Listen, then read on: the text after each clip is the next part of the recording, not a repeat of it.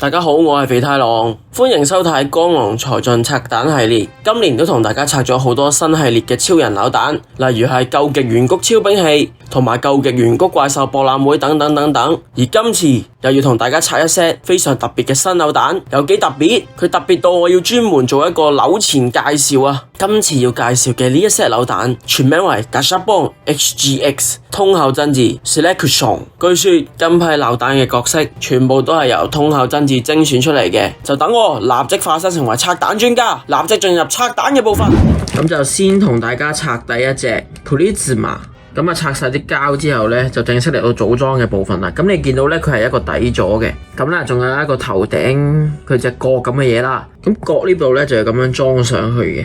見到呢個底座咧，其實咧係有咧3個窿嘅。咁呢3個窿咧係有啲咩意思咧？喺個蛋紙度咧就話咗俾我哋知啦。咁啊，佢呢度寫咗啊，係可以搭載啊3個啊。平時我哋玩開嗰啲發光扭蛋、超人發光扭蛋咧，嗰啲燈嘅。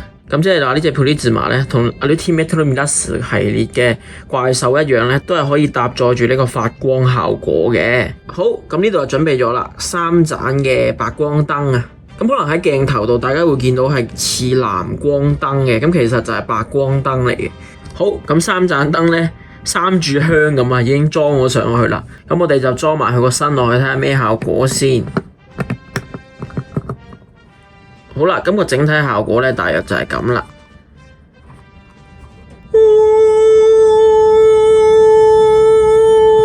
喺戲裏面佢真係會發出呢一啲聲音噶，真係好似咧呢個，真係好似呢個第5使徒啦，或者新劇場版嘅第6使徒咁樣咧。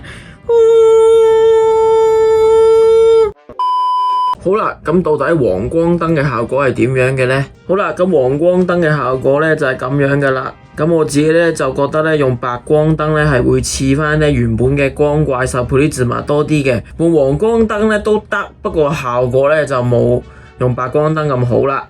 好，第二隻就係呢個哥莫拉2世。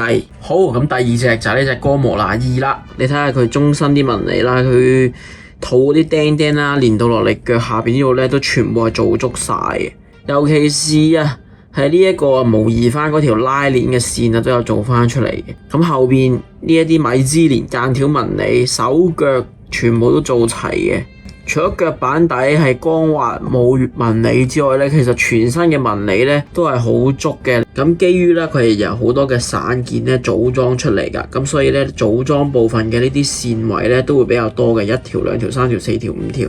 咁條尾又有嘅，所以係6條嘅。咁呢個亦都可能係唯一啊比較礙眼嘅地方啦。咁但係扭蛋玩具就冇辦法噶啦。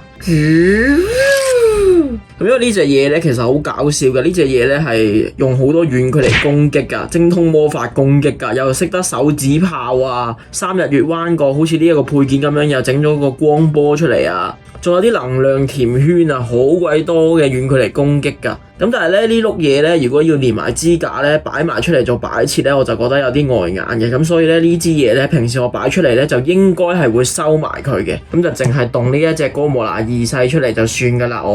好，跟住就係第3隻啊，美洛斯。好，咁之後第3隻出場嘅就係呢一隻美洛斯 Ultraman 美洛斯，喺呢個 The Ultraman 呢本漫畫裏面出場嘅角色啊。咁啊，佢係極少商品化嘅，而喺呢個扭蛋系列咧，就係第一次見到佢出場嘅啫。佢嘅風格都係似超和嘅 Ultraman 噶啦。佢個頭咧其實同 Zeno 咧係好似嘅，咁因為 Zeno 咧就係依照佢去設計嘅。咁見到可以都係一個好普通圓形嘅 Color Timer 啦。咁喺佢嘅胸口咧就見到咧有呢啲銀點嘅，類似係 Zoffy 嗰啲 Star Mark 嘅銀點嚟嘅。佢嘅手啦，類似係 Karakter Ultraman 啦，超人阿香嘅一個 Bracelet 啊，一個手鐲嘅。咁我哋咧亦都可以乘機咁睇下佢嘅條紋啦。咁啊腳部啦冇乜特別啦，背脊咧佢呢度咧就好似有啲波浪嘅紋理嘅，咁呢度就好特別嘅。Ultraman 即係 The Ultraman 咧，就係佢嗰套漫畫嘅名嚟嘅。基於呢一個 figure 咧，佢係自己咧係企唔穩噶，咁所以咧佢一定咧係要咧配備呢一個咧膠腳座。好，咁已經介紹咗3隻，咁我哋就即刻去最後一隻 Shin Ultraman 真超人啦。咁跟住就係最後一隻 Shin Ultraman 真超人或者叫新超人啦。喺呢一個系列裏面啊，唯一同樋口真嗣咧非常之密切關係嘅角色啊。咁啊，又轉個華麗舞台俾大家睇下先啦。咁啊，Shin Ultraman嘅特徵都喺晒度噶啦。嗱，冇卡拉泰瑪啦，冇背鰭啦，隻眼冇黑點啦，冇嗰個眼珠位啦。咁我哋可以見到啦，佢嘅表面係十分之光滑噶。咁啊，極度瘦削嘅身形啦。咁今次呢一個咧就係出 Special Mukosen 出十字死光嘅 pose 嚟嘅。Shin Ultraman 嘅名牌啦。咁啊 Ultraman Shin Ultraman 啦，下邊咧更加寫住係空想特攝影畫嘅。咁同頭先嘅 Melos 一樣啦，佢咧都係自己企唔穩噶，都係需要咧配備咧呢個膠腳座嘅。好，咁呢個 Shin Ultraman 咧都介紹埋啦，冇錯啦，真係論名牌嘅重要性啊！我覺得呢兩隻嘢咧做擺設咧真係一流啊，因為咧放個名牌喺度之後咧，成件事啊真係高級咗好多好多，而且佢細細隻啦，擺喺電腦台面前，再加個名牌咧，我覺得真係算係好靚噶啦已經。今次樋口真嗣 Selection 版 HGX 扭蛋咧已經好快咁同大家睇完一次啦，又嚟到比分嘅時間啦。咁我哋今日嘅專業評判就係同庵野秀明同埋樋口真嗣都好有關係嘅初號機。經過我同佢商討之後，我決定係俾出8.333333333分。